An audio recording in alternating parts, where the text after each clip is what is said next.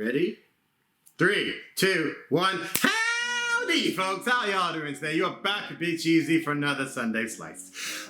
This is quickly becoming my favorite video of the week.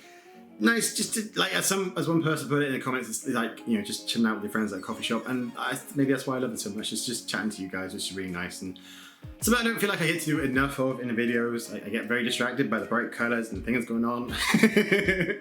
I don't get to do that enough with you guys, but here we are. Okay, for another Sunday, it's nice, it's chilled out. It's been a weird, less than wonderful week.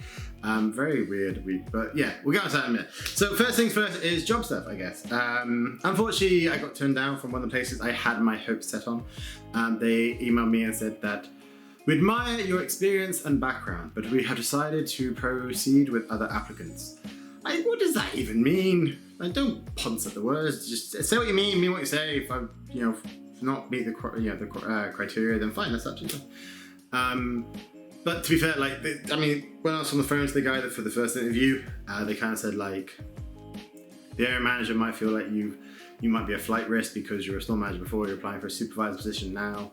And I did as much as I could to kind of alleviate that worry. But if that is still the worry, then just say, we're right about you being a flight risk, sorry. Fair enough. But yeah, okay. I've still got one place that I'm waiting to hear back from that I got high hopes for. And otherwise, it's just back to the drawing board to try and find something else. So that's no biggie. PMA all the way, right? Exactly. What else is going on? So, Fall Guys, the community day thing. So what I think we're going to do, right, I've been looking at people's comments and stuff like that, is we're going to do, right, either this weekend coming up or the weekend after. So I'd need your comments below in the comments.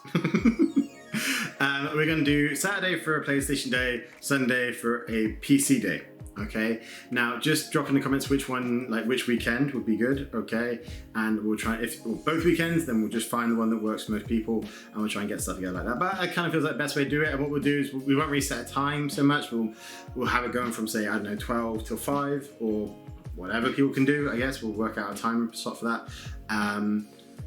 And then, you know, people can just drop in that way. You know, you can drop in, you can play some games with me if you want to. We'll, you know, do whatever we chat about and stuff like that. We'll set up the Discord and that kind of thing for it at, you know, a later time. But I feel like that's kind of be the best and easiest way of getting stuck into things and just having some fun together. But yeah, let me know what you think. Let me know what day, let me know what weekend will work for you guys, and we'll go from there. Cool? Cool, fantastic. What else is going on? Right, yeah. Oh, okay. If you're stuck at home, okay, there's a series you guys should watch. It is called The Block. It is fantastic. It's a home improvement show. 5 teams, 5 couples generally, but 5 teams. They do up a house each in this block, I guess. That's the name.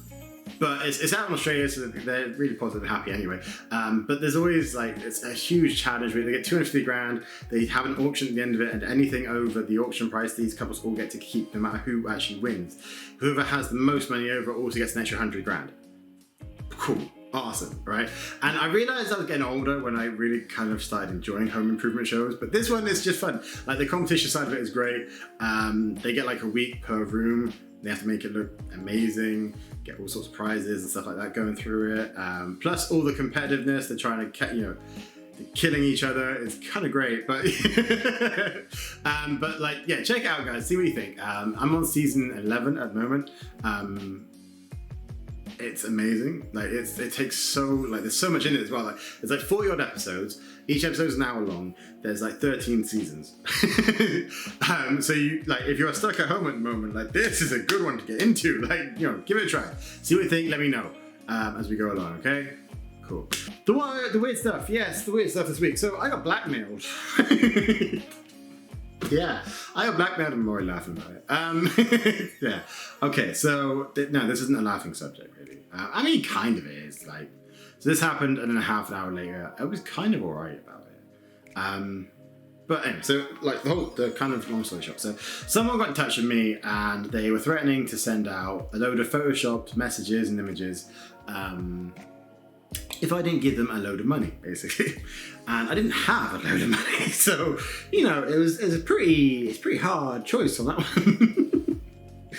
But like, yeah, I was panicked at first. It's that kind of thing of, you know, you hear about a load of bad stuff, you hear about something that's really bad, and then when it's happening to you, yeah, you're gonna panic. You're gonna be deer in headlights for a minute.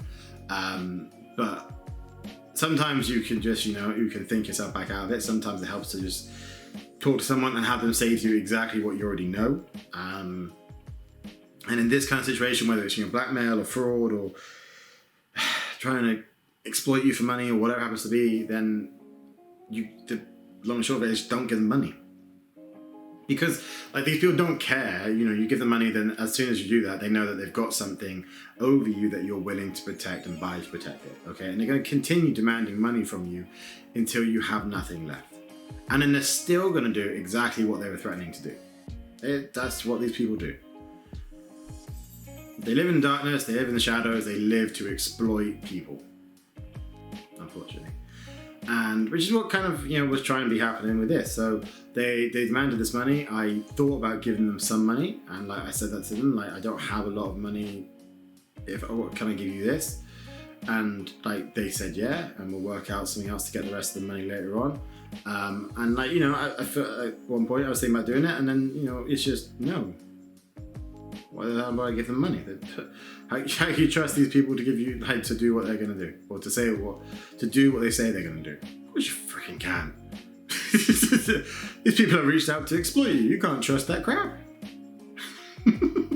So I didn't give them any money, and then they sent the images, so I can trust their word on that part at the very least. But okay, they sent out this stuff to a bunch of people on my Facebook, and that is my fault, unfortunately, because I had my Facebook set to be as public as possible, to try and give the channel the best chance it could. I had everything set to anyone could see my profile or find my stuff or see my stuff, because I didn't think of the repercussions. I didn't think of what could happen if someone chose to. All right. Now, right now, everything I've got something set up, and it's back to being it's as private as it can be, so only I can see stuff. And right now, I imagine that means that most of the people who I've managed to find and friend again can't see shit. I am trying on the swearing, by the way. I really am, but it still slips out now. Okay. Can't see anything, but that's fine. I'll get back to kind of whatever stage I'm happy with it without actually thinking about it a little bit. But anyway, so it happened, and a few people got sent it. One of them was actually my best mate. Is my best mate. He hasn't changed that. To be fair, if he wanted to, he could turn around to these people and said that's crap. I could send you 1,000 of these images. For 20 quid. But yeah, he wouldn't. But we're that close, But it's a crazy experience. And the reason I'm doing this, I thought about what do I want to do this on the Sunday size thing, and how would I say it and everything like that. And one of the biggest reasons for me doing it is because I hope it helps people, because I was panicked, and at one point I was thinking about sending them money, and if I didn't stop and think about stuff enough, then I might have sent them some money. And the long and short of it is that if you send them money, you are going to be in exactly the same situation at the end of it, just poorer, because they're still going to do exactly what they were planning on doing. They still want to hurt you, because otherwise they wouldn't have got in touch with you in the first place. And that's the end of it, really. So yeah, one thing is, don't have anything out there, whether digital or personal, saying it to somebody that you're not comfortable with. Okay, if you don't have 100% trust in someone, don't talk to them. My God, this works for the blackmail stuff. This works for fraud. This works for trying to people trying to get your details or something like that. There's a lot of bad people out there. Unfortunately, the social media side of things, the internet side of things, is wonderful for connection and spreading and meeting new people. But there's a lot of bad people out there for every channel, every positive place we've got here. There's 100 times bad people out there. Unfortunately, it's just the kind of reality of things. But for me, this is. I mean, that's kind of the why I don't hide anything. I'm what you see with me is what you get, and it's kind of been to my benefit with this sort of thing, especially because the people who this got sent to, who know me, saw it and didn't give a shit, because they know me and they know that's not me. I don't mean that in a body way, but you know what I mean. They know me by character, and as long as you're honest and you're open with people, then you don't need to worry, really. yeah, it might be a bit of embarrassment, a little bit funny thing later on, and that's all it was for me. Like within half an hour of this kind of ending, like I was on the phone to Wellesley and we were chatting, and I was already laughing by that point, and unfortunately it's what it is. But it didn't. But as long as you're not, if you don't give any one of these people money for it, then you're embarrassed because it's happened. That's what it is. It's not you're embarrassed by the actual thing, because if you were embarrassed by it, then you probably wouldn't say something to somebody or put something out there or whatever happened to be. But as long as you're yourself and everything in every kind of walk of life, then you don't need to worry about that. So that's probably the first thing I'd say, is just remember to be yourself all the time. Second thing is, make sure that if you are on social media, make sure you have your appropriate privacies on, okay? If there's something you care about protecting a little bit, one, maybe don't put it out there, but two, if it's going to be put up there, make sure that only the right people can see it. Three, and actually to be fair, three should be one. Three should be one. Don't give them money. Don't give them any money. Because as soon as they do have that, they know they have something. And they'll keep demanding money. They'll keep demanding whatever happens to be. Whatever they are demanding from you, they'll keep demanding more and more of it until you don't have anything left. And then they'll destroy that too. And four is make sure you report it. Make sure you are, if it's on Facebook, make sure you're reporting it on Facebook. If it's on whatever apps or contact thing that they're getting in touch with you, make sure you're reporting it. Make sure you're reporting it to the police. Like, yes, these things, these people will not always be caught. They'll not always be found. But even if it's just one person, like one person gets caught, it's one less person to do it to somebody else. And that's something. And like, it's not the best, catchphrase in the world. We got one. But it's one less. It's one less person out there to hurt somebody else. So make sure you are reporting this stuff. But yeah, it's happened. It was a bit weird. It was a bit panicky at first, but a bit scary at first. Not ashamed to say that. But it happens. As long as you make sure you kind of follow CheeZ's 4 steps, 4 steps in successful navigation of blackmail and fraud, then you're okay. You'll be all right at the end of it. But yeah, that's happened this week. Like I said, weird and wonderful, right? The block was wonderful. The blackmail was just weird, but yeah. That's happened. That's stuff. Okay, that's enough for catch up for the week. We've done a bit of channel stuff. I'm still working on streaming stuff. Like, I think I am settling on Jack and Dax. There are more people, a lot of people seem really enthused by that one. A few people seem very keen on the Far Cry. I'm still thinking about doing that, but I think I might do that on a Twitch account, and then that can be my constant on there. So be more reason to follow me in other places. But yeah, but we'll see. Anyway, question time. I know, I'm looking forward to this. Okay, so first question is, and it's not really actually a few people did ask. Clock. From TK Maxx. It's nothing special. I inherited from my mum. I don't know if it's a genetic thing, maybe. In her case, probably is. Like, my mum has a gift when it comes to hunting down bargains, like in department stores, in charity shops, and stuff like that. She's spot on with it. And I found this in TK Maxx, and when we first moved into this flat, and I loved it to bits. Like, I've always had a thing for horology and watches. I used to work in a watch shop, and I've got so many watches. And I saw this, and it's cool as hell. Like, it's metal and everything, but cool as hell. I just had to, and it was fantastic price when I put it up. But yeah, TK Maxx. It's not a regular thing. It's just you go to the furniture section at the back. And it's just, they have some stuff, you have no idea what's there, but regularly going in, you can find some cool stuff. But yeah, that's very good. Right, question 2. I know, okay, we're doing well. Question 2 is, how do I budget the time or manage the time between editing and gaming? And it's a really good question. Like, there are a few things I do that I don't know if other people have talked about doing or whatever. But I do, first thing first is I talk a lot of bollocks. And that's both helpful and not helpful. It means that, like, for me, I'll always be talking. I've gotten better at this, and there's not a lot of points now in any videos where I'm not kind of talking for longer than, say, maybe 10 seconds, 20 seconds, or there might be a cutscene or something, in which case I really do try and not talk through cutscenes, but I can't help it. Especially if it's like something I'm really excited about, it's hard to kind of bring it in. But anyway, so it makes for like it helps the flow a lot because the bollocks I talk generally doesn't have a rhythm. It'll jump from some things to some things to some things, and it helps with that quite a lot because it means that I can just be talking about something and jump onto something else, and it doesn't feel weird for me, like, or for the channel, I hope. I mean, let me know if that's not the case, but yeah. So it helps with that kind of stuff, but it also means that from an editing point of view, it would make it hard because there needs to be a flow. There does need to be a flow to things, and it's one of the reasons why I make sure that I sit down and I watch all my edits back afterwards. Like what you guys see on YouTube, I sit there and watch the whole thing before. I don't skip any of it. I make sure I watch it after I've done editing to make sure it looks alright. And there will be times like I do miss stuff. There'll be times like where my banner at the end of it, I might accidentally leave big. That is not intentional. There might be occasional times where there'd be like, say, a couple of seconds at the start that would be black, and I get pissed off myself so much times for doing it. Cause I think I just did that on a Marvel one, and I was just like, what was that? Sorry. Yeah, but anyway, but I do this thing called self-editing, or that's what I've called it anyway. But basically, it means that I kind of, while I'm playing the game, I know where I'm editing roughly.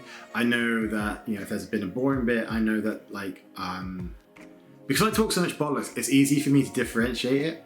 It means that if there's just been, say, 10 minutes where it was kind of boring-ish gameplay, but I was talking about something and I move on to another subject, I knew that in my head, I'm going for the section that, I spoke about trees, for example. I don't know if I've ever spoken about trees. I don't know why I would. They're cool, they're great, they're wonderful, great to climb.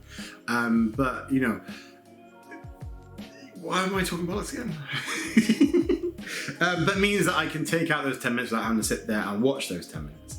So it speeds up the editing time quite a lot. And what I tend to do is I will record, say, I can record anywhere between 1 to 7 videos in a day. Sometimes more depending on the game, and sometimes a lot less depending on the game. Not less than 1, obviously. But so when we do, we've got a game coming out soon that's called The Forest. Me and the boys will tend to record, say, for about 3 to 4 hours. And I've been trying to get those videos down to about half an hour in length. So yeah, I know, exactly, right? So it's kind of crazy, but I know roughly. I can't sit there obviously and watch that all the way back because otherwise, that's the only thing I'm gonna do at it, and that's absolutely fine. If it's one video, it's one video, and I have to get it right. I have to make sure it's right, because otherwise I'm not happy with it. It's not going up. But the self-editing part makes things a lot easier because it's kind of like a bookmarking thing for me. Like I know where, or I was speaking about something, or I know where something happened, and I know that the stuff I was talking about before that I need to cut out. So it's a really good thing for it, and it's made the process a lot easier because it's not only just as much as I love watching gameplay, I really do, and there's been plenty of times where I've watched people play games and it's been like to stop me from buying it or save me to having to buy it. The community side of things means so much more to me, and being able to chat to you guys and have the comments back about something I may have mentioned or something we can then talk about, it means a hell of a lot to me. And being able to have that as an extra thing where I can go, in my head I know I can go, right, this bit of the game was really cool, and this bit of the we were talking about with you guys was really cool. It's really helpful to be able to have those two things be able to put into the editing part, so it's not just a section of, oh, good gameplay and stuff, and then whatever I happen to be talking about there. I also know the parts I want to put in terms of talking about with you. So the self-editing is the biggest thing I've ever done with it, and it's hard to manage because you have to kind of keep it in your head at all times. I don't sit there and write stuff down because otherwise that kind of spoils the flow and stuff like that. And it needs to just kind of be constant.